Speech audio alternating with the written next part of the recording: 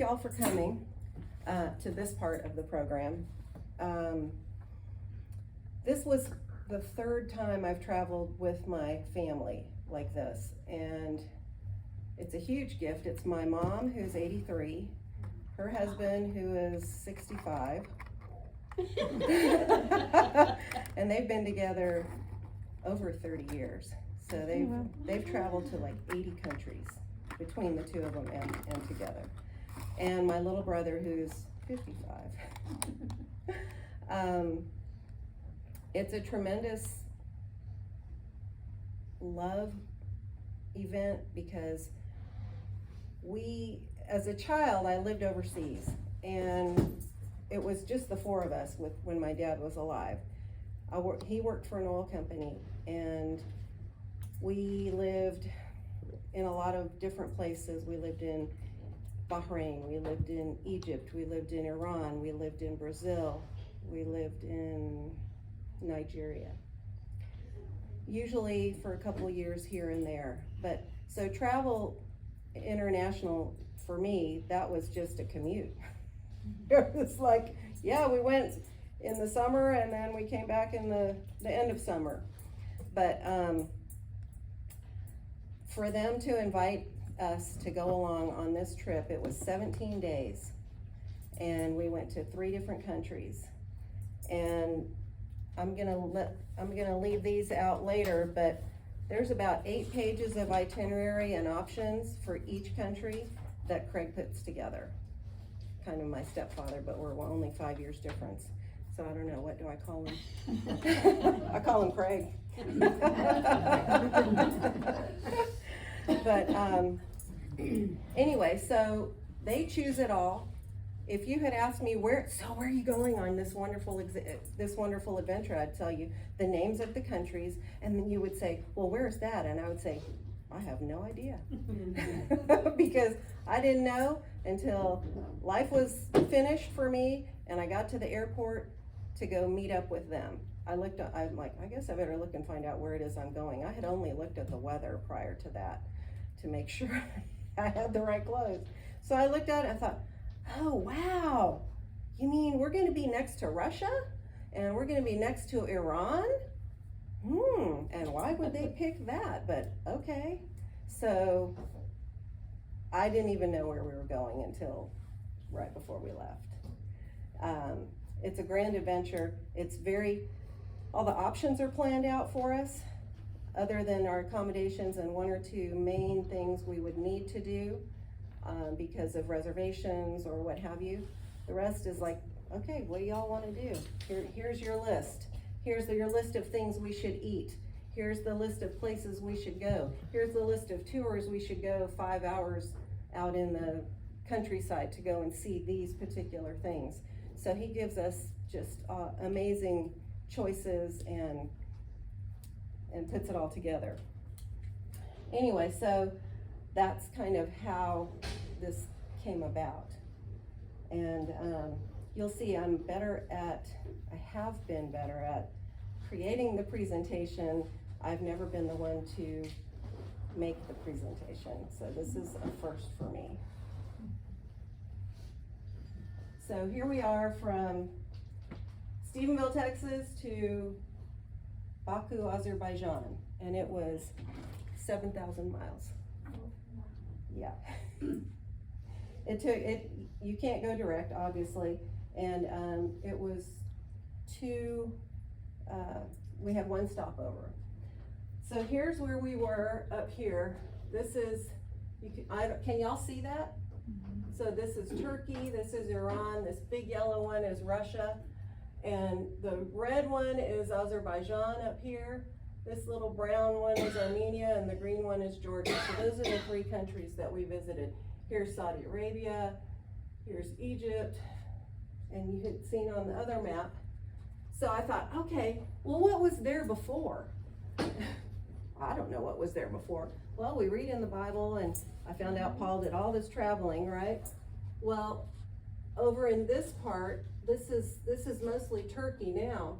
I thought, oh, look, there's Ephesus. I know where that is now. And Antioch, and there was another one on here. Galatia, from Galatians. Yes, I'm like, oh, this is so cool. Because I was looking for an ancient map of the area to try to figure out what was there before. Well, I pull up this map and it says regions of Anatolia. I'm like, well, I have a dog that's half Anatolian Shepherd. What do you mean half Anatolia? So in the ancient world, this was considered Anatolia, where the dog came from. Well, no wonder I can't understand him sometimes. So, you know, like I said, I'm big into research because I want to know why and how and where did you come from and how did you get there and all those things. So this is kind of, you know, where we were, and this is what it used to look like. The where we were is called Armenia on here, so it's not even Anatolia, but I thought that was a very cool map. And so to go with that 7,000 miles, it was 16 hours just of flying time. And we flew to Istanbul, which was the long leg, and about 13 hours, and then 3 hours or so we went to Baku in Azerbaijan. If you've never flown that far on an international carrier, they feed you. This is just one of the meals. They fed us like 4 meals. You know, you get on and they're feeding you. Not like here. You get on the plane and here's your peanuts, right? You're like, So you're conditioned to wonder, well, what's it gonna be like, right? Well, this is how it was when I was little. So I was really excited to see, oh, that part didn't change. And they hand you pillows and they hand you blankets. Wow. And then they handed us this little package, and I'm like, what could this be? Well, it was socks, it was a sleep mask, it was a toothbrush and toothpaste, because all your stuff is packed. So if you wanted to go brush your teeth over those 13 hours, like you should, then here it is. We've made it very convenient for you, and definitely we flew economy, so the chairs were as close together, but there was a little bit more leg room, so you didn't feel like you were on Spirit where your knees like hit the guy in front of you. But I would encourage you, if you ever fly that far, to try a different non-American airline, because they have a whole different take on it, and just look at the ratings, you know, all the reviews like we would anything else. So the name of this region is called the Caucasus. I kept hearing it and I kept hearing it, and I'm like, what's up with that? Well, it's because there are 2 mountain ranges. Here, this is the Greater Caucasus Mountains, and this is the Lesser Caucasus Mountains. This is Baku in Azerbaijan. You can see the border there. This is Tbilisi in Georgia and Yerevan in Armenia. Well, from the name of the mountains comes the name of the people, Caucasians. And I thought, we're Caucasians, right? That's what we've been told all our lives. Well, it's kind of a farce, because because if you're really Caucasian, it just means you came from this area, your people came from this area. I'm like, well, I'm pretty sure we didn't come from over there. And what happened was, I don't know, back in the 1700s or so, some scholarly people decided that that's where humanity started, or mankind, because right here in Turkey is Mount Ararat, and Mount Ararat is purported to be where Noah's Ark landed, and they started all over again. So if you land here and you start all over again, then you're populating this whole area from the beginning. So it was really a word for the beginning of these people, and that's why they called them Caucasians. Well, it was dispelled, and now all those people that are not from there and they're just other descent, they're just called white people. If you'll notice on a lot of the forms that you fill out nowadays, it'll ask for Hispanic or not Hispanic. But Caucasian doesn't appear there anymore, so they've really taken it out. But, you know, those of us who've been around a while remember when that was one of the choices.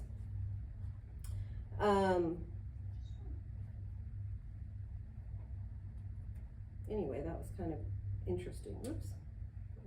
Okay. So Azerbaijan is primarily a Muslim country. So do not wear all your Jesus clothes at one time.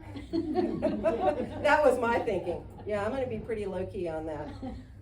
But, you know, the people were so receptive. They were gracious. The country was clean. There was no, like, there were some women run in their covers with just the eyes open there, and even that, sometimes it was like a mesh just over the eye part. So they could see, but, you know, I'm like, you know, you must be used to it. Anyway, we were in the capital. We traveled around some, but that was our home base. The language is Azerbaijani, and it has its own alphabet and its own language. All three of these countries have their own alphabets distinct from each other and their own languages distinct from each other. And I'm like, I was really not offended, but I was like, oh man, usually I can understand something from somewhere, whether it's Arabic, whether it's German or Dutch or Spanish or French or Portuguese or something. Not a single word. The words, you know, when they put them together, it was like, and how do you say that? And how do you write that in our alphabet? Is your alphabet the same as our alphabet? No, but it's not the Russian Cyrillic alphabet either. No. So they each have developed their own.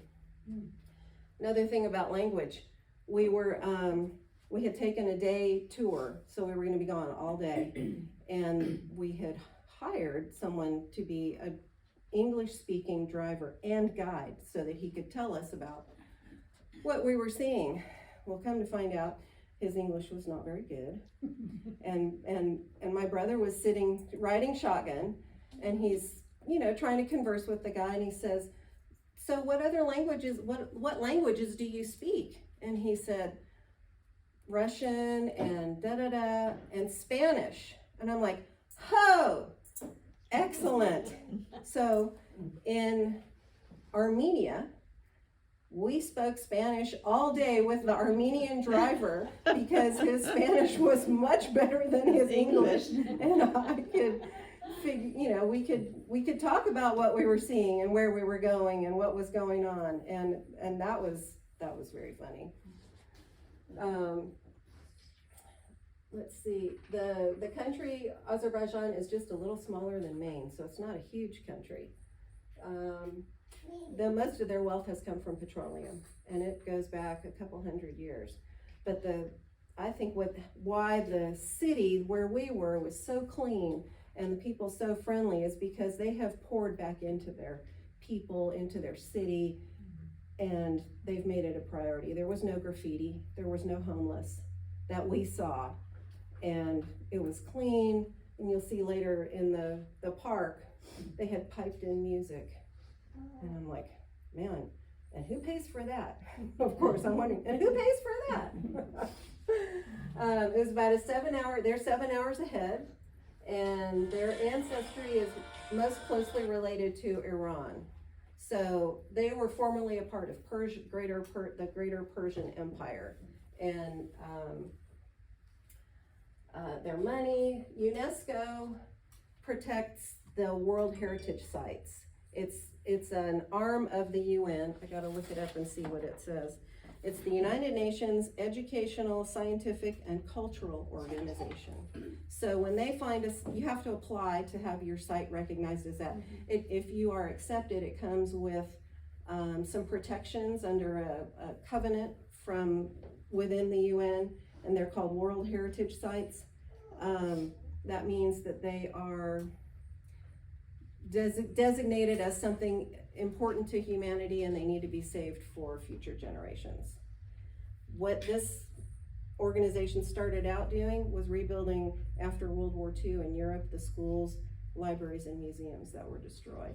And now they're trying to have programs for the free exchange of ideas, maybe not in countries that have such freedoms necessarily. But there are a lot of UNESCO sites that we went to visit. So I like, what is UNESCO? Part of my rabbit trails. And the Silk Road, oh, what did I do? Did I just wait too long? Is that what happened?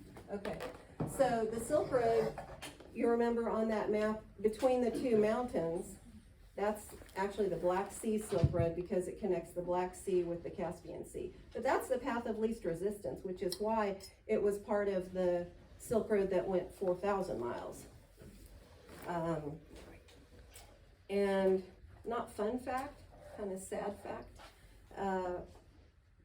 they've only been liberated from Russian rule since 1991.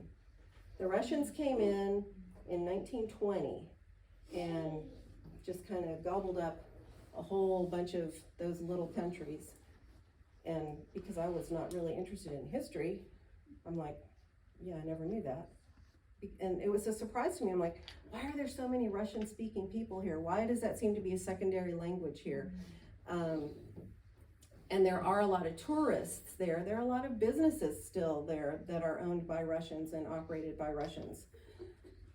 But so they were a country before 1920, and then Russia came in and yes, took over. yes, they were way back. They were part of the Persian Empire, and that's a whole nother rabbit trail. And I can't remember where I put it, but it is in there. So we stayed at the Shah Palace Hotel. Didn't Craig do a great job? Oh, it's one of the oldest buildings in the old city. It's walled like a fortress, and the city is. It's a restored caravanserai, which means it's where caravans would overnight with their people, their goods, their animals, their whatever all they had along with them along the Silk Road Trail. This hotel is probably more of a boutique size with 47 rooms. It came with this enormous buffet breakfast. I mean, it looked like something you'd find at the Hilton in San Francisco, 4 different parts. It didn't have stations of people cooking, but it had tomatoes, olives, that kind of food. It had the bacon, eggs type of food. It had the homemade breads and sweets type of food. It had all the yogurts and the dried plums, or not prunes, but dried peaches and dates and all of that type of food. So they had everything you could imagine, and it came with the room. And I looked it up the other day. It's about $145 a night. Okay. And I was like, really? We're staying in this living museum, because what makes it a living museum, I don't know if you can see this here, this is an opening in the floor. I don't know if y'all have ever seen that in a museum, but they will have excavated something archaeologically, and they leave it there where they found it. They just kind of brush around it, and they put glass over it and tell you what it is, and you're walking over it. So this sits over, I think, 9 remaining wells in the city. They had 50 some odd. The rest of them have dried up, but that was part of what they were doing to excavate. And I thought, wow, they consider it a living museum. And when you look at it, it's very Persian in style. And but the rooms now, well, here they are. That's the hole in the ground, and they had about 4 of them in the floor of the. It's not really a foyer. It's like the whole living room of the entry of the courtyard, the indoor courtyard of the hotel. So they had lanterns and clay pots and things of that nature. This is the front of the hotel, and at the gate, this is the gate. You can't see it all that well. It actually has 2 arches, and it's the only break in the wall that cars can come in and out of. So We were like right there at the front door, easy access to everything. And they covered the atrium with glass, so it was very cool, I thought. This is what accommodations look like in there. You think you're like, you know, Marie Antoinette style. But they had everything. They had redone everything. So it had the mini fridge. It had the microwave. But the bathrooms were all marble, the bedrooms, they had everything you could need. We had a sitting area. It was probably the size of half the classroom. I'm like, for a hotel for $145 a night with breakfast, are you kidding me? Because you go over there and you really don't know what you're gonna find, right? Now that we have the internet, but can you imagine 30 years ago, before then, you kind of have to read what someone wrote about it and decide, am I gonna trust that? I don't know. So they also had a Turkish bath, the original Turkish bath in the structure, in the hotel. And they were originally designed for community hygiene before people had private indoor plumbing. So they would all go to the Turkish bath once a week or however often. And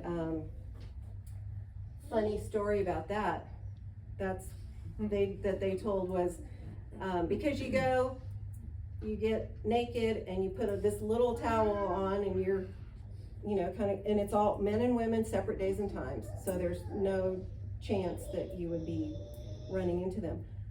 But you would find mothers, now I don't think it happens today, you would find mothers in looking for wives for their sons, because out in the world, everyone was covered up. So they didn't know what this girl looked like, and her family was coming to their family saying, hey, I think we should, marry our kids, and so she would go, the telltale thing was she would go to the Turkish bath, not in her neighborhood, because they came from somewhere else, and they'd be like, oh, what is she doing here? So she was scoping out, ooh, I think that girl would be good, and that girl would be good, and that girl, we don't want anything to do with her. She's way too much trouble. High maintenance. Anyway, so, no, they are marble basins. They're about this big. And they're sitting on a bench that's about, seat high. And this is all marble in here, and this is a heated marble slab. So in a traditional Turkish bath, which if it's run in a traditional sense, you would pay for the service. And the service is a same-sex attendant who, after you're on this, gotten you wet with you can see there's this little black thing here, it's like a pitcher. So you scoop water out and scoop it onto you.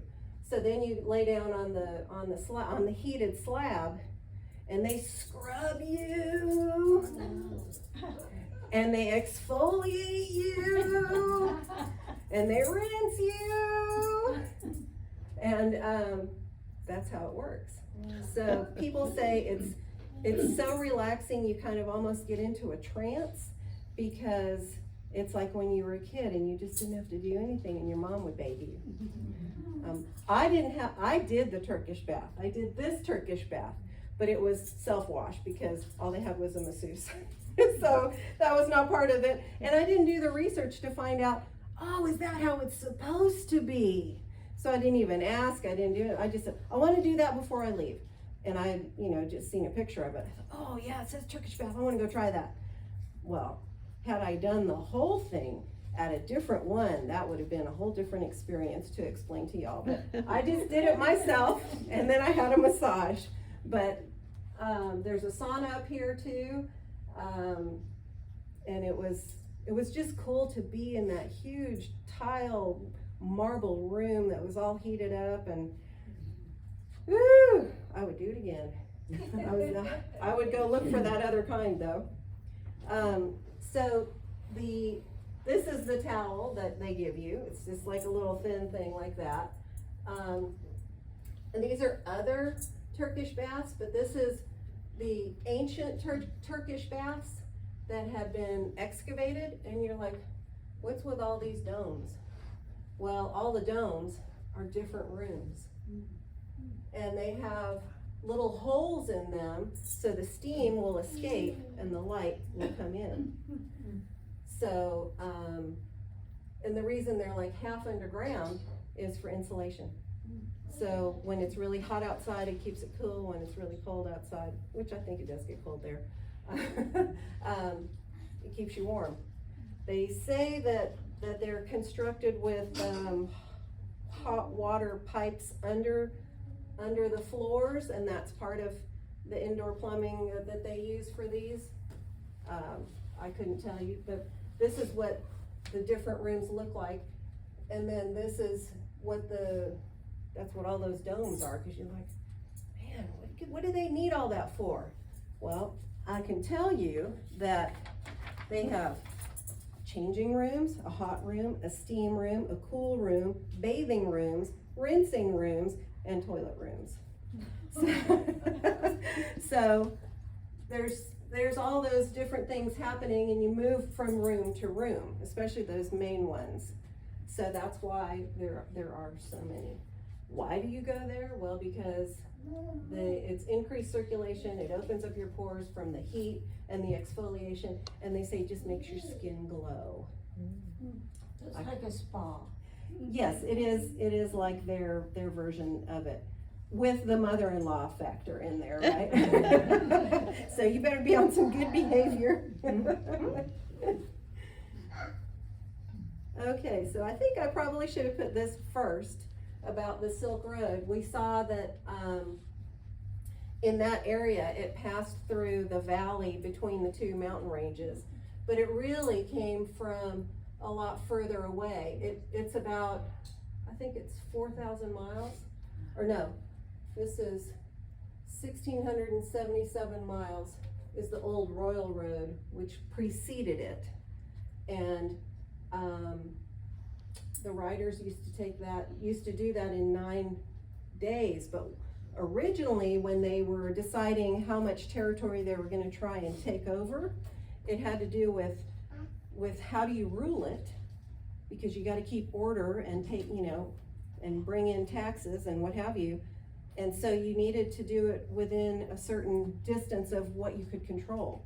So on foot.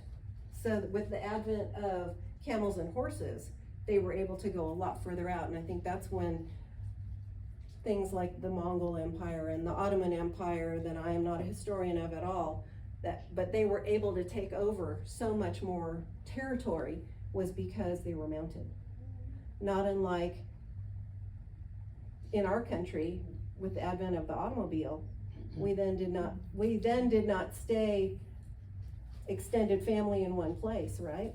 We are all over the United States now because we can.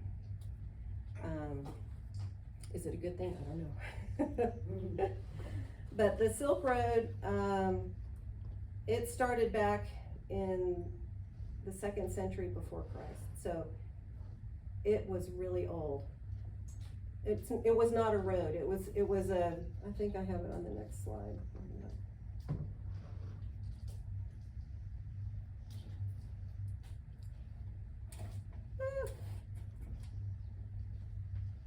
It was 4,000 miles, and it spanned 1,500 years that they did this. It was a transcontinental network of trading posts, markets, and thoroughfares.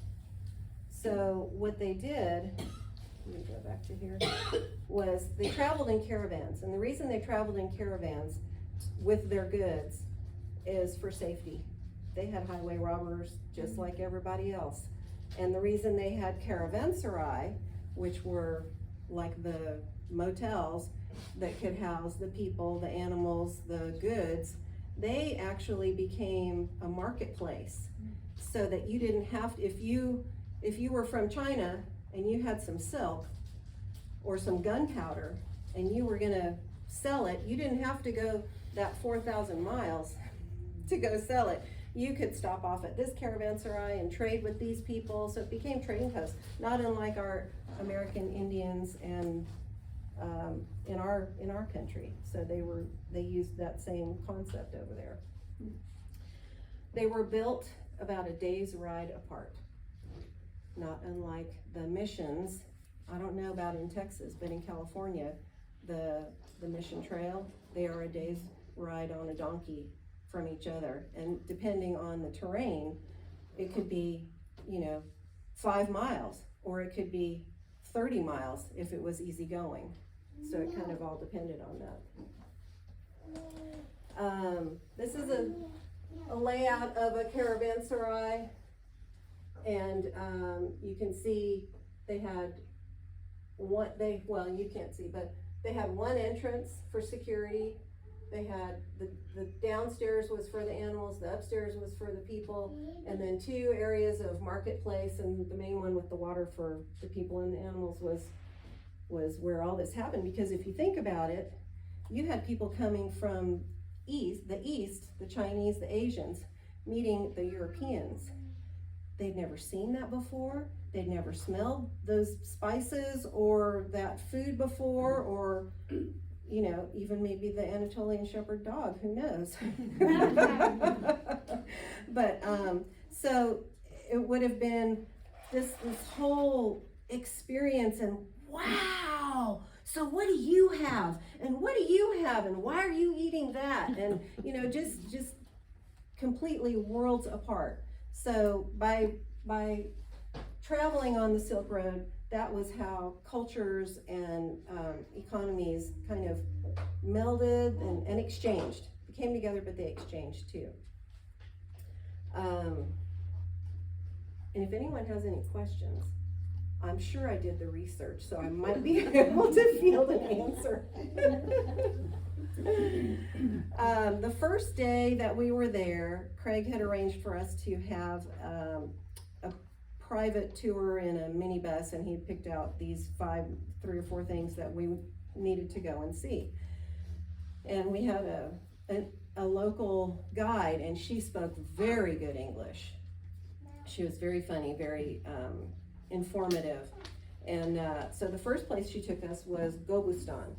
And this is an area that dates back about 40,000 years, and they had petroglyphs. So this is not a huge rock, it's just a close-up of, which is probably an elk or a deer or something, and then the little guy hunting it. And this is actually a longboat made out of reeds. So what they're telling us in these petroglyphs is this is how we lived. And if you look at this, you're like, well, how do you get those out of this?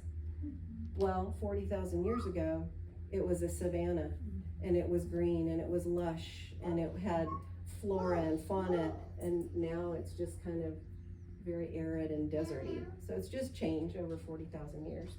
But this blue in the background here is the Caspian Sea. And so it's right there. The Caspian Sea has changed over those however many thousands of years too. In that time, it would have been freshwater. It is now saltwater. I didn't research why or how, but I do know that it is. Most of those carvings are in caves or crevices that they would have spent time as sheltered, for their living situation. So then that's when you have time to carve in the rock, right? Go figure. But it was very interesting to see. And it's a that is one of those UNESCO World Heritage Sites that's protected for future generations. Okay, and then this, let me see. How long did y'all stay there? In Azerbaijan or the whole trip? The trip. The trip was 17 days. We did 3 countries. And, hit the ground running, after breakfast every day. But we didn't really stop for lunch because we ate late enough and big enough. We had that giant buffet. And then we had dinner really early in their world, which would be between 5 and 6, 7 o'clock. But they start to eat later. They eat later. Like they don't go to work till 10, if I recall correctly. But this, which one is louder? Anyway, Absheron, they have mud Are you- volcanoes there. Are you wanting the sound to come from there? You know, 'Cause it's the- okay. It's muted, Oh, so so is that I have it muted or it No. has it muted? Okay. This one? Okay. Thank you. I don't know. So they have these mud volcanoes, and you're like, yeah, okay, so what is it about mud volcanoes? Well, mud volcanoes are not like the molten lava volcanoes that they have in Hawaii. They are, closer to the surface, not nearly as big, you know, taking up all those miles and what have you.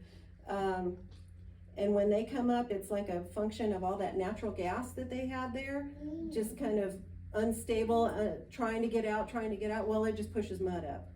So the big difference between these and the, let's say, Hawaiian molten lava volcanoes, the mud is cold. I didn't put my finger in it, but and then when I read about it, it may not be cold, but it's you know, room temperature and not hot. So they make these little cones. They're not very big. Some of them are, you know, a little taller, bigger, wider that we saw. Half of the mud volcanoes in the world are in Azerbaijan, which, like, why? But I think it has to do with they have all that natural gas reserve trying to come up, and that's part of what pushes the mud to the surface. So do they use that for mud baths? Not that I heard, but one of the little details that Jala, the tour guide, shared with us, she's like, yeah, my grandmother used to go to this one city, and I can't tell you what it is, up in the mountains or something, and she would take an oil bath because for her joints. And we're like a mud bath? No, an oil bath, and I did find it. A special kind of crude oil that cannot be used for refining to be fuel. And yeah, I showed this person in an oil bath, and they claim that it has some kind of healing properties for joints and what have you. My mom said, shall we go? And I said, no. But let me see if this is just showing you, okay, Oil and gas and salt. you can hear Jala. And other good levels, that's what people feel. You can see that bubbling and then it's kind of oozing down.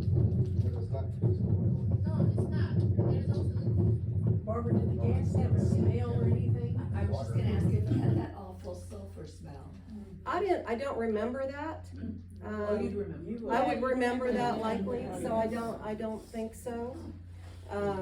But you can see on this picture, you know, it's kind of mounds up and then, where it dries and cracks and looks like the desert. Well, from the environment, it crumbles and erodes really easily. But that's okay, cause it's just gonna remake pretty short time, so it regenerates itself. But it does erode easily, whereas I think if you think about the crusts that are created from the hot lava, they do not dissipate No, easily, right? Because we've all had volcanic stones, and it's like, that's not going anywhere. Anyway, that was Absheron. This is Yanar Dag, and they call it the Burning Mountain. It is a sandstone hill. You can see there's other people up there. But this is actually flames coming out of the ground from natural gas reserves. They're just, somebody in a review said, oh, you know, the flames have just gotten smaller over the years. It's really not even worth going to see anymore. But I thought, well, the heat is pretty significant coming off of there. You can't get any closer than we were. It's like, take the picture, so we can go on. But they claim it's been burning continuously for about 4,000 years. Wow. And I say they claim because that's what they say. And what are you gonna tell them, no? And part of that's also, we're talking about the mud volcanoes with the natural gas that's coming up. This is natural gas, again, just lit on fire. So that it goes to, Azerbaijan is known, one of the things it's known as is the land of fire. Well, what keeps it from catching stuff on fire and just burning? It's just it's a sandstone, hill. So, I think I think probably further in, I can show you something else too. So they had a little mountain, or not a little museum. We went in and you could they had some audio visual type machine. You could strike a pose and it would project that onto the wall in front of you, but your outline was in fire. So this is my mom saying, "Praise the Lord."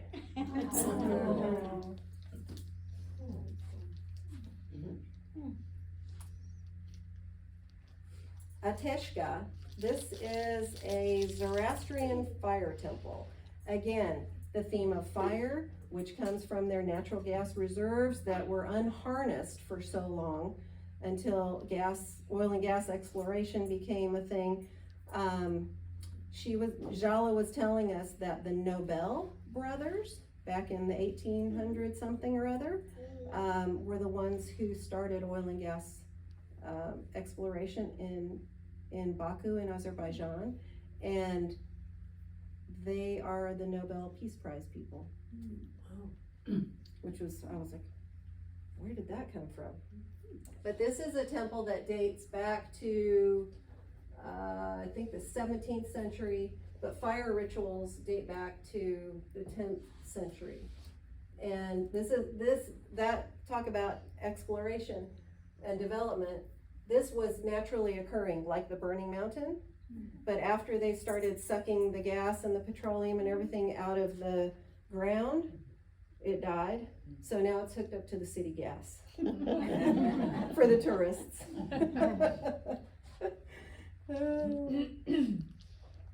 And this is a little atrium. I don't know, can you see that outline here? It's like a little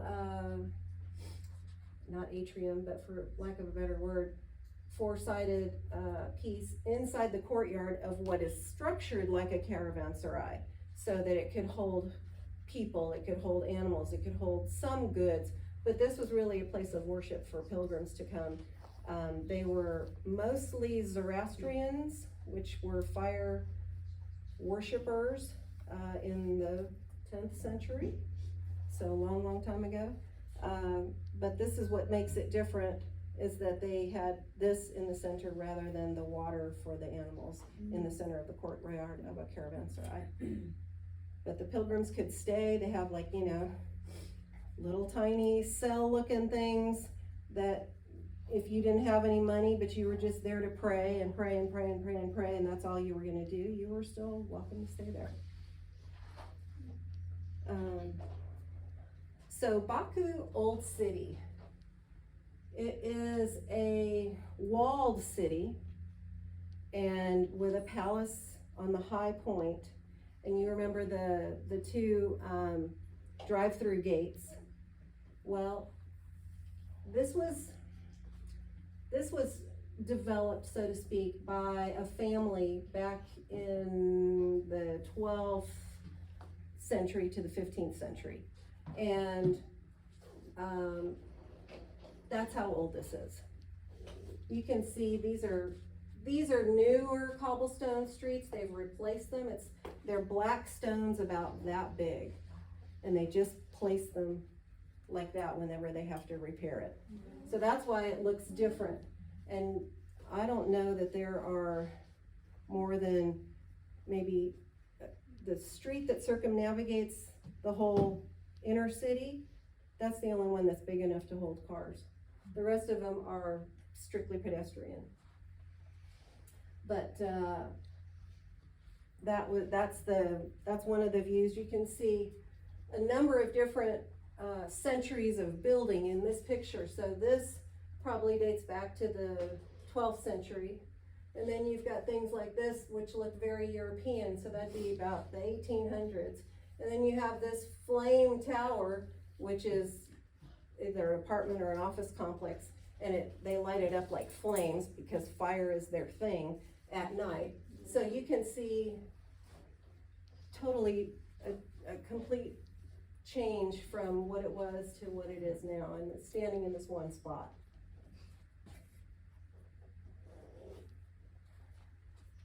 $3,000 people approximately live in Old Town. It's homes, it's restaurants, it's hotels, it's artists, it's shops, it's gardens. They've got just about a library. They've got all kinds of things in there. And they have 5 of these pedestrian gates. You can see a little bit better the architecture from the closer to the 20th century. And I think we should start doing this in Stephenville. They took those 55-gallon drums and painted them. And I thought, oh, that's a really good idea for a trash can. Well, they went ahead and just planted some trees. And I thought, it was so beautiful, right there just on the sidewalk. They had gardens everywhere. And they left some of the fortification up. Obviously, they don't need it anymore right now, unless the Russians get frisky again. It says 53 acres, but it didn't feel like that, so I don't know that that's accurate. This guy is Ali Shamsi. We're just walking up the cobblestone street, and you come across this. It's his canvas. He's an artist, and he just decided he was going to use his building as a canvas. So it's a little startling because I think he made the eyes, they're glass, and then set them in. And I mean, look at this. This is his air conditioner. Wow, who paints their air conditioner? Apparently he did. And that's his atelier, but it was not open, so we didn't go in. And he had been doing something over here, and I just had snapped a picture, found out later, oh, that's actually the artist himself. So that was kind of a neat, it's a very unique thing. People are just always, they stop and take pictures and pictures. And over here on this side of the street, there's an open air cafe with trees. Well, he went over there and did things like that to the trees over in the cafe too. It was like, where do you come up with the idea to do such a thing, right? That's very cool. This is just a little bit more of the architecture. I don't know if you can tell, this is almost like a Persian carpet carved here in this limestone. And that's just an apartment building. A lot of the pedestrian streets look like this. They've built out they're bigger than Juliet balconies, but just give them a little more square footage, I guess. And this is actually real. It's probably in front of the carpet seller's shop, but that's how he can show you all of them. And they don't drive on them, but they do walk on them, because they do. If you're gonna do that, people are gonna walk on it. And then of course there's always the little souvenir shop, which I brought some of my treasures in that you can look at as you. So this is the park by the Caspian Sea, and I took this video because they have this music piped in. How peaceful. How beautiful. And who pays for this? And I just thought that was wonderful.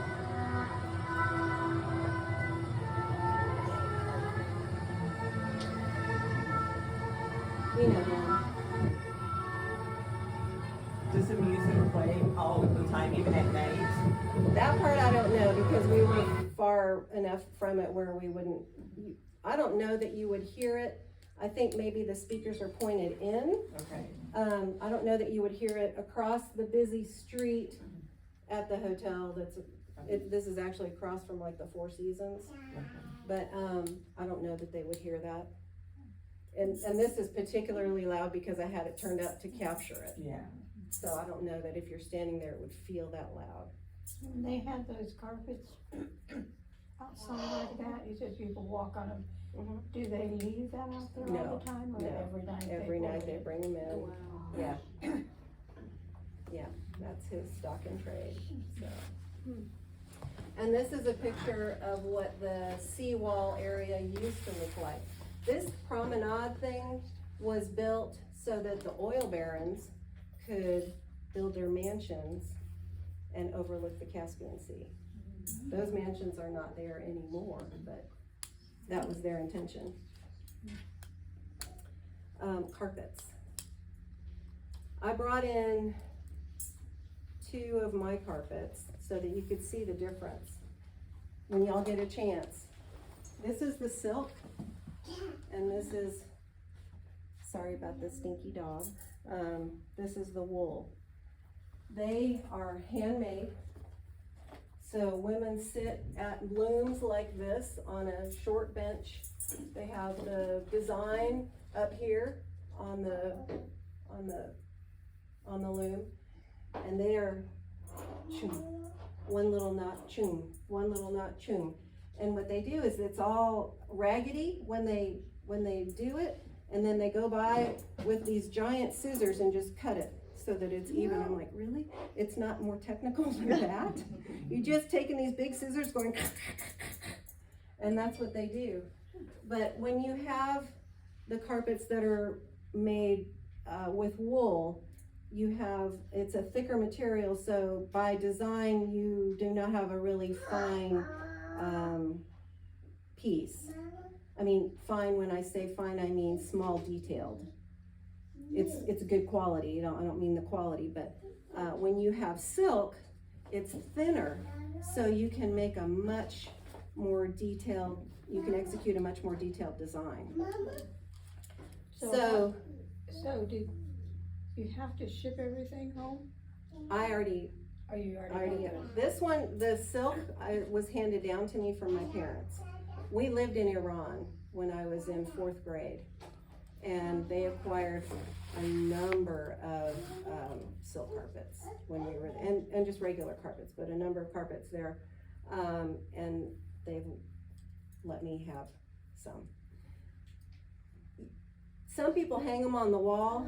I don't have enough wall space anymore. But that's what that piece on the outside of the roll here is. It's just it's a sleeve that the carpet people put on there so that you can hang it. And just, you can feel the difference, you can see the difference. The telltale of the quality is how many knots per square inch. And I can't tell you what they are, but I'm sure that this one for sure is handmade, and it is silk, the green one. The other one, Doc's been laying on it, we bought it, I don't really know. But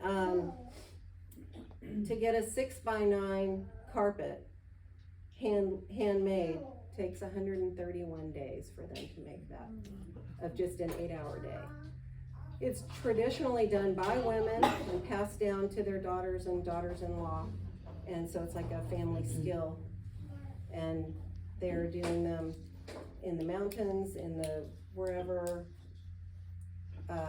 They're trying to industrialize it and have them done by machines now. But if you talk to the craftspeople, they say that the machines distort the designs. So they're of course not in favor of losing their jobs to machines, and you don't get the good quality. All of the wool, and probably the silk too, is hand dyed, and they use only natural materials to dye them. So if they're using roots, if they're using bark, if they're using vegetables, if they're using the skins of something, you see that, you would see the big vat boiling, and they're doing this with the stick to dye the wool, and they're going to choose which wool. Apparently it's not as good if you use wool from a dead sheep, or if you use wool from the outside layers that have been exposed to the sun. So the choice is from a live sheep and the inside layers that have not been damaged or exposed to the sun. that's what I can tell you about that. We use them as floor covering. They do too, but the reasons that they can have them commissioned are like to celebrate a marriage or a birth or some kind of milestone in the family, and that you'll find names in them or scenes sometimes of things that represent something important to that family member or whoever it's being made for. They did have a carpet museum. This is the museum. You can see it's in kind of like the roll of a carpet. Somebody's, thought that was very cool. They have different uses than just for the floor. These are horse or donkey frames, and you can see they were used as saddlebags. And then here we've got these two guys out in their bush, just using the stalks from trees to create a framework. They're using the carpets, and I think this is just like a reed mat at the bottom, but then the carpets to lay over it. And this is what it would look like inside. And I'm thinking, camping, not. Yeah, no, not for me. Can you imagine hauling all that in to camp with? I don't wanna have to, undo it and redo it in the next 2 days either. But don't we haul a lot of stuff when we go camping? I don't camp, but people who camp, don't you haul a lot of stuff with you? Yes. But that's not counting that stuff. Right. This is on top Oh, this of is the trailer that you went camping in, or the motorhome, right? So the Shirvan Shah Palace, so that's the jewel in the old city. And it was built over about, I think it says 3 decades, but that's a mistake. It's 3 centuries, and 3 generations in one family.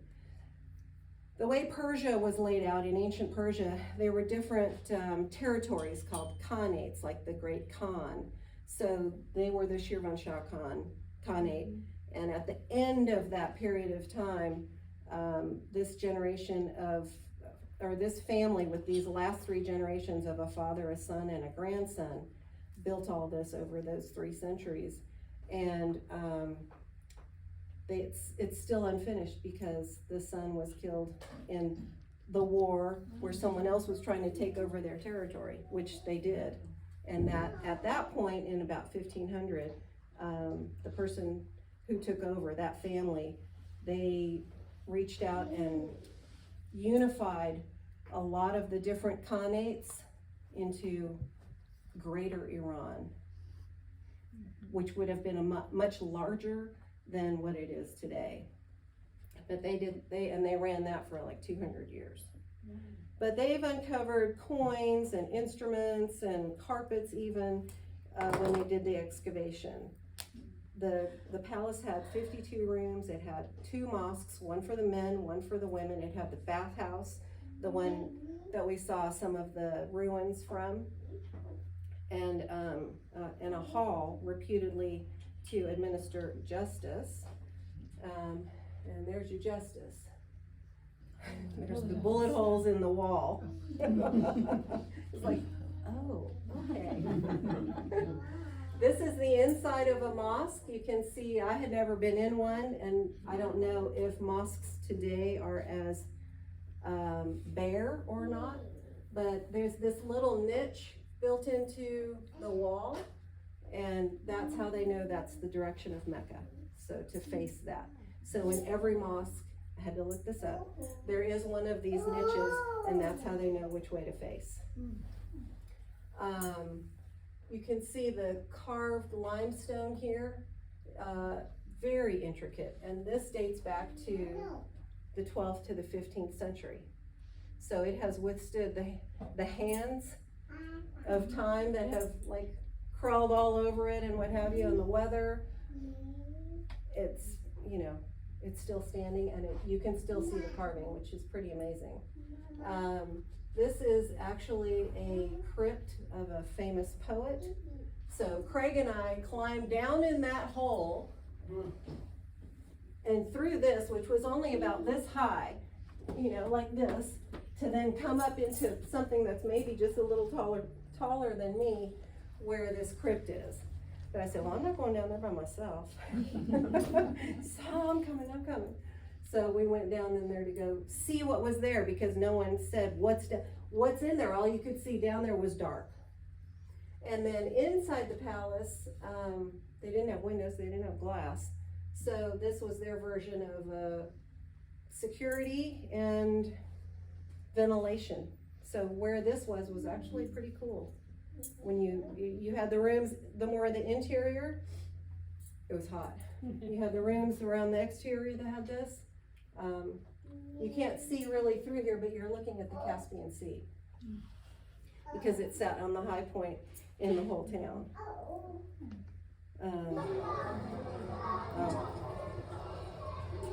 There's cats everywhere. They like have free reign over the whole town. These are all cat houses. All of these, they're in a little garden next to the palace. This is the old gate from the palace. But the cats there, everybody just takes care of them. They feed them. You'll see little plates of food or bones or whatever out for the cats. They're everywhere. And they even have houses for them. They're in every little neighborhood. You would have found a running water basin, maybe some you could turn off and on. And that was for the people to be able to cool off, wash up, and for the cats. You know, the cats were, I'm like, man, and I'm a dog person, obviously. This is the view of what the city is now. I believe this is the old city, because it's all short, and you can see what has grown up around it.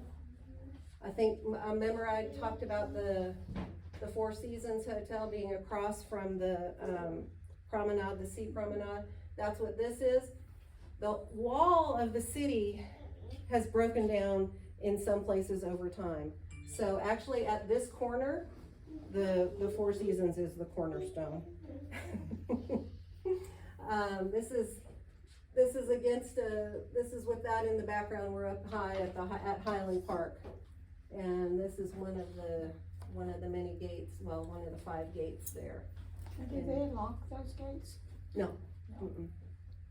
Not that I ever saw, because So they just stand open and. Yeah.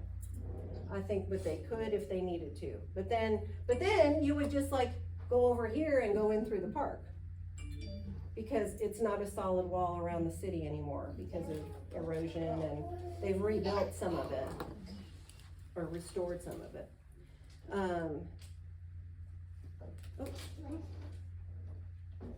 Did I go too far? Okay, no. All right, so this is dining old style. This restaurant, have no idea what the name is, Kadeen Bagh. You came in here and then you went down. So at the very base of the little stairs or the ramp that we came down was this seating area for in the restaurant. We were sitting about this far off the ground, trying to figure out how we're going to fit all of our 8 legs under that table that was only about this high, because probably it's built for people who can sit crisscross applesauce, but none of the 4 of us could do that anymore. So we're like fighting for leg room. And the cats, of course, came for dinner too. So he fed it, and I'm like, what are you doing feeding the cat? He's like, it's hungry. He's a sucker for that. But this was really cool. It was kind of down in a garden setting, and each little area was unique. So they had set it, this is bench style. They had some that were among the rocks. They had some that were under a canopy. They really did, you know, a nice job with the environment there. So the cats really had run into the city. They do. Whether they were going in the shops or the restaurants or. Well, most of the restaurants have an open air part of it, so I didn't see them go inside buildings. They didn't really need to, because they were cared for outside by everyone, you know. Are they some type of idol for them or what? No, not that I understood that to be. It just, it's their thing. It's like, what's with all the cats? I don't know, but they're there. And in Georgia, it was dogs. Dogs running they weren't running everywhere. They were just laid out everywhere. I mean, from here to there would be 3. Big dogs too, like Anatolian Shepherd dogs, just not all white because they had mixed, and so they looked kind of like a beigey German Shepherdy, you know, whatever, but they were just laid out. You just walk around them, and I'm like, well, who picks up the poop? I don't know, because I didn't see any. Huh. Did everybody just take care of the dogs like they did Yes. with the cats? There is an organization in Georgia, which is where the dogs are. It's called Dogs of Georgia, DOG, and they scoop them up and they spay and neuter them, they give them their shots, and then they release them back out. They don't belong to anybody, because if they belong to you can tell when the dog belongs to someone because they're on a leash. You know, and those dogs are much more hyper than those ones that are just laid out. They're completely indiscriminate, but they will also come in and help themselves beg for food if you're in the outdoor part of the restaurant.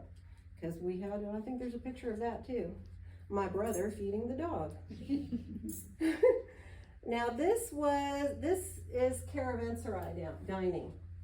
Look at how cool this these stone arches are, and it's all set for a fancy dinner. This is a restaurant that was built to be like a caravanserai, so you would get the feel and the decor and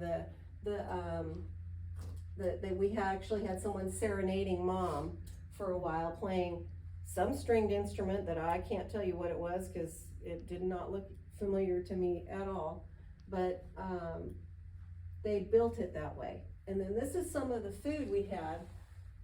These are dolmas, which are more thought of as Greek. It's the grape leaves stuffed with, combination, usually I think of rice and meat and what have you, or cabbage leaves, but I think these were grape leaves. I think I don't know what this was. It looks like some turkey or cow bones or something. This is their specialty. It's usually served for weddings and what have you. It is a rice pilaf with all the dried fruits mixed in, and then it's encased in a lavash dough and baked. And so you need to order that ahead like an hour before. It takes an hour to get one, so it's better to order it ahead. But we tried it because we needed to try everything we could. And at the very end of the night, here comes the tip cup. It was this very fancy little thing made out of velvet. It had a little top on it, and I'm like, what is that? It looks like something from the royal court of, Henry VIII or something. And it was the tip cup. And I'm like, okay, well, they made sure that stood out. And then they had a couple of, they had the backdrop so you could poke through. They were all dressed in traditional garb, and we ate traditional food everywhere we went.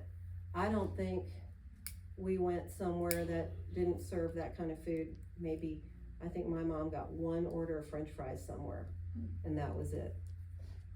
So do they take credit cards, or do you have to have their money from their country, or? Everywhere they've ever been, they've been able to use credit cards. This was the first country that it didn't work in anyone's machine. So my mom's on the phone with Bank of America 4 days in a row trying to get the hotel bill paid because that was their intention.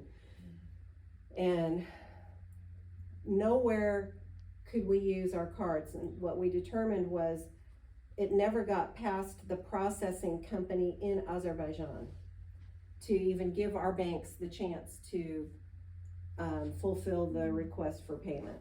So there was some kind of a disconnect in the company or companies that process payments in that country alone. And if you know, then when we started looking for reviews, travel reviews, what's up with the credit card not working? And other people said they had that problem too. And they said it's not just Americans, it's Russians, it's Europeans, it's whoever. And it's not one kind of card, it's hit and miss. None of our cards worked, but we could get money out of the ATM. Oh, yeah, you could get money out of the ATM. So, you know, that part they got down.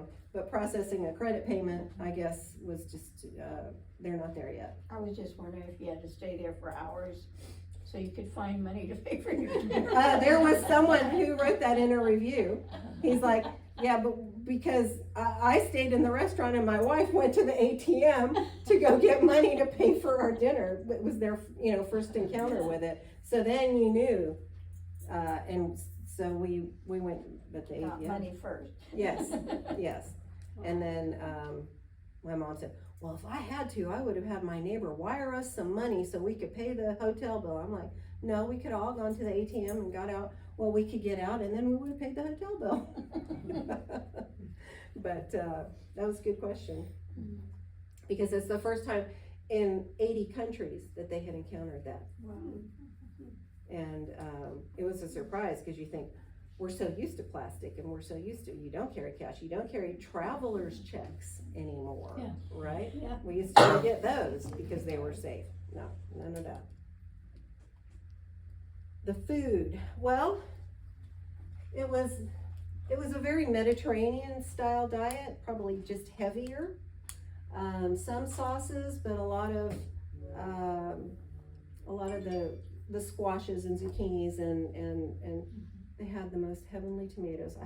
I had like a tomato cut up in sections every day for breakfast.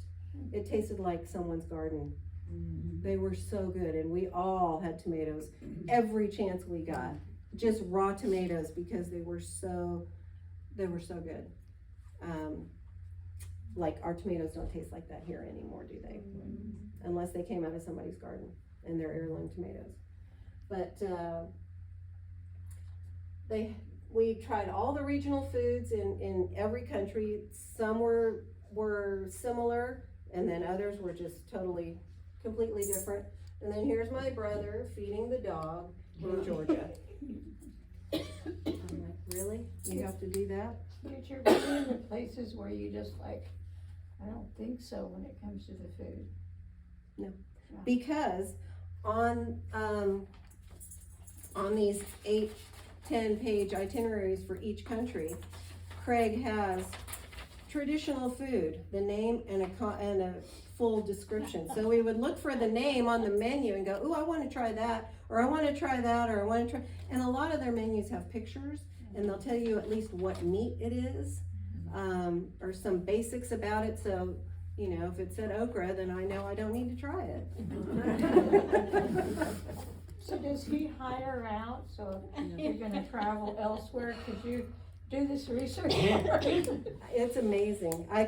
He has been asked by their neighbors, by friends from work, by other people, and he's like, no, it's just my heart. You know, I do it for. It was just the two of them on all these excursions. Same type of layout. He would do this whole just for two of them. They've been to Easter Island. They've been to China. They've been to Russia. They've been to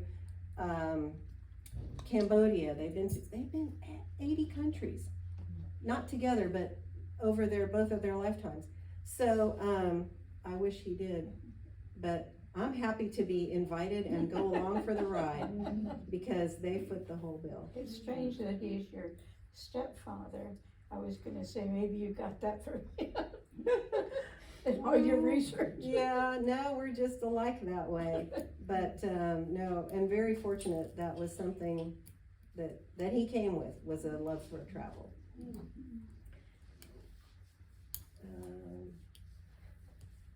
The last big iconic thing that we saw, that we had in the old city, is the Maiden Tower. It was part of the fortifications that they did back in the 12th to 15th century when they built the palace and they built the wall and the whole old city started to be developed. And, my brother and Craig, they walked all the way up. I think it's 97 feet, 8 stories or something like that. Wow. And, the Maiden Tower. It doesn't say. But, 97 feet high. So I think I read somewhere 8 stories. I'm like, Mom and I sat on the bench outside. I would have gone, but she didn't want to go. Did I tell you she's 83? And did I tell you that she logged 60 miles in those 17 days? She's a stud. So the folklore story about the Maiden Tower is that way back there was a king who wanted to marry his daughter, and she was so distressed about this. She's like, I can't do this, but if you build me a tower, I'll agree to marry you when it's done.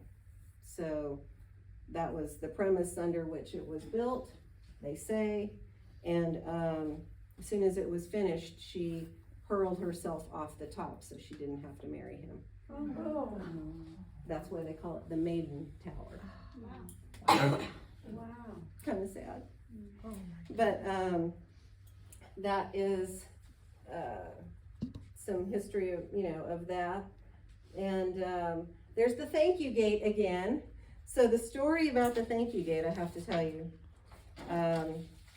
is that there was a merchant inside the old city walls, but he was so far from any of the gates, none of his customers from outside the walls would come in. He's like, I'm losing money here. I can't get anyone to come in. So he went to the city council and said, how about, will you give me permission to put another gate in over here? And he says, then I'll pay for it. So they agreed, and they put the gate in, and he paid for it, and he was thinking, well, now that it's in, what do you think, guys? Maybe a little share the cost, or I don't know what. And all they said was, thank you. So that's why it's called the thank you gate. And it did increase his traffic to his shop and what he was expecting, but he really didn't expect to have to bear the burden of the cost by himself. But we had them stand in front of the thank you gate and take their picture, and that's our way of saying thank you, Mom and Craig, for this amazing trip. And I got to sleep like this far from my baby brother. He's 5 years younger than I am, but we were always 8 school years apart. Well, of course I didn't want anything to do with him. And I was already off to college by the time he started junior high or something. So we really didn't know each other that well, even though we had our early childhood together. And we're forced to be together because when you live in a foreign country, like we did, there's not the kid next door or the, run down to the playground, or that is not the lifestyle that exists over there. But we slept this far from each other for 17 days. And we giggled like little kids, and we talked late into the night, and our ritual was to have tea together every night.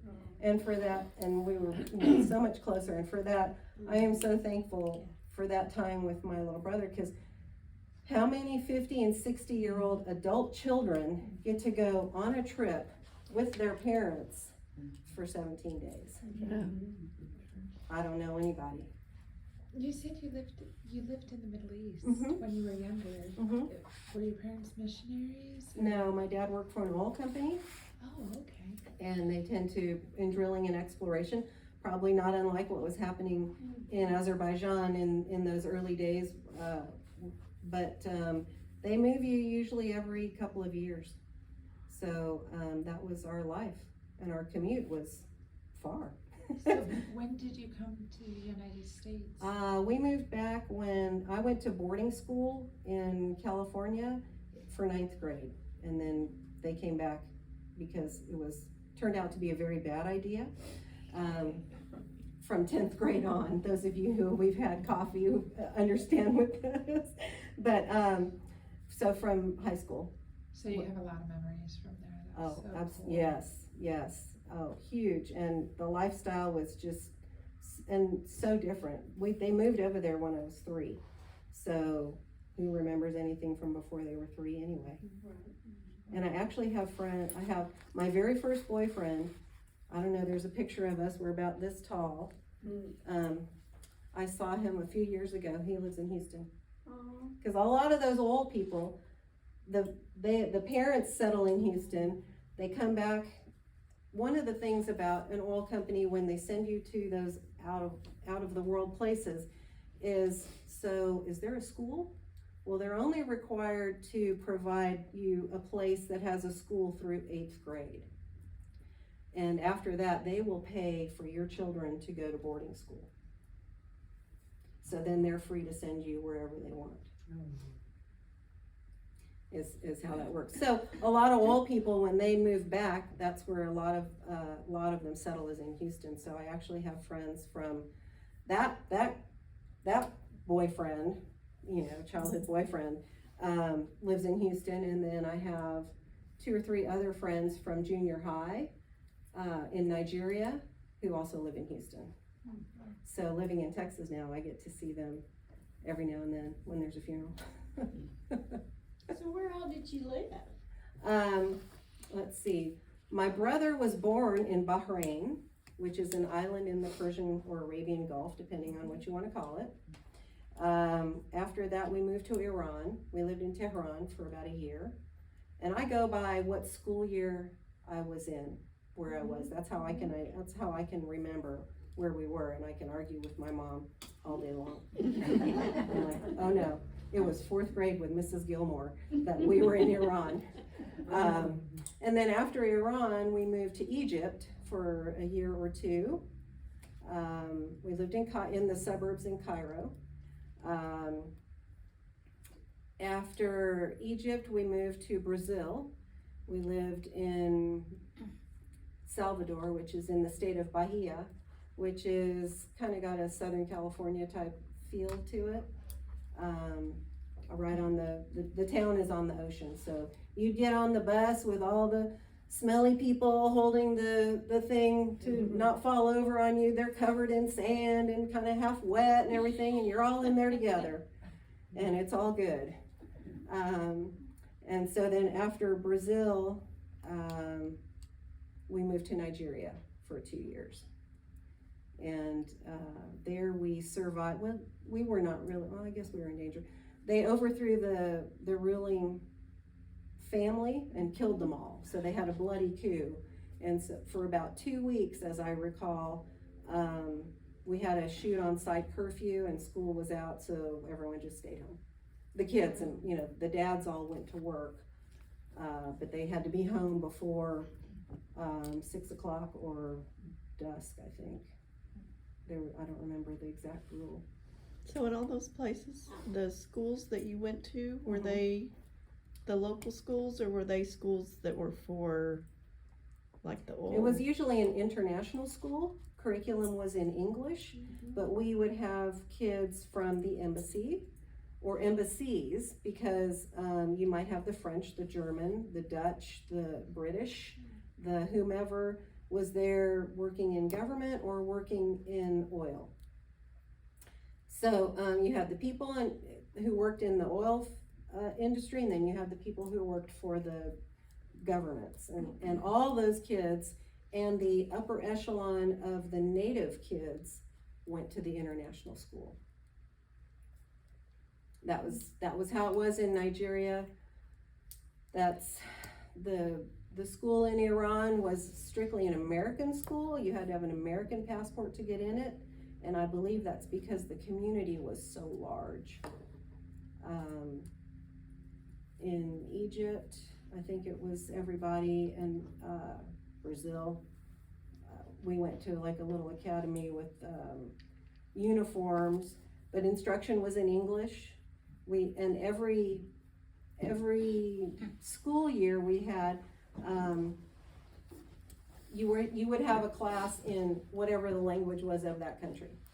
That was totally normal, so we would, well, except Nigeria, because we only learned the swear words there. But I had a Portuguese class in Brazil. We had a Arabic class in all of the Arab countries we lived in. So that was pretty normal. Which is part. How many languages did you learn? I have spoken, well, I speak English, I speak Spanish, I can understand Dutch. I have spoken Arabic and I have spoken Farsi. And I think that's about it. So I can understand a little bit of French. I can get around in Portuguese if I'm there long enough. So a handful here and there, but I mean, I haven't used it in a lot of years. But I was so dismayed that I couldn't understand a single word this whole trip. Not a single one. And I thought, can we go somewhere where I can understand something next time? But anyway, that was I think pretty much my thank you. And then thank you to you all for your interest, for letting me share. This was terrifying for me, and I have to credit my husband for if you had a good experience today, because I have all these notes that are adjunct to the slides, and he's like, quit reading from the paper. It's all, they don't know if you're right or wrong anyway. And they don't want to know all that minutia that you spent all that time researching because you needed to know. They need to know what they're looking at. And I said, oh, he said, and make it personal. So I will credit him with a successful morning. And Yes, Joe you did a great job. For thank you for the confidence to do this part. To do that part, I can get through it. You know, the technology has changed. I used to do presentations for a living, but I was just the one who created them. I never presented them. So this was the first time, and thank you for your support and your encouragement. You did great amazing. I was If y'all, thinking maybe you could email it to me so I can give the history lesson to my kids. Oh. I mean, it was really cool. well, you need the notes for that, because I spent so much time going down rabbit trails